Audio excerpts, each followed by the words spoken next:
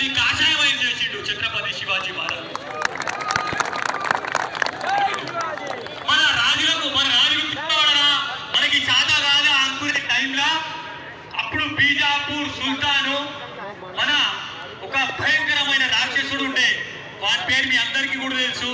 ఆ బీజాపూర్ సుల్తాన్ సేనాపతి అఫ్జల్ ఖాన్. ఎంతమంది తెలుసు అఫ్జల్ ఖాన్ పేరిందరా?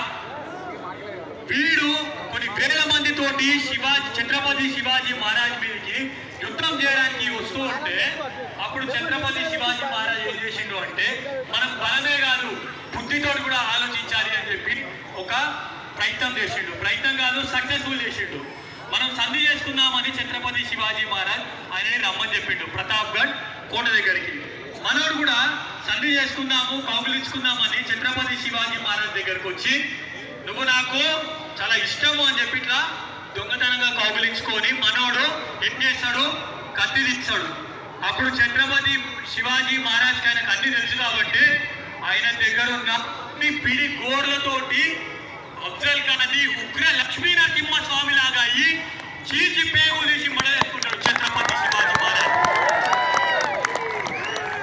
ఆ రోజు కొన్ని వేల మంది ఉన్న అఫ్జల్ ఖాన్ సైన్యాన్ని కేవలం చాలా వందల సంఖ్యలో ఉన్న ఛత్రపతి శివాజీ మహారాజ్ సైన్యము ఊచకోత అంటే ఏంటో ఆ రోజు చూపించి, ఆ రోజు హైందవ స్వరాజ్యం తప్పకుండా ఏర్పడుతుంది అని ఛత్రపతి శివాజీ మహారాజ్ పేరు దేశం మొత్తం కూడా వినిపించింది.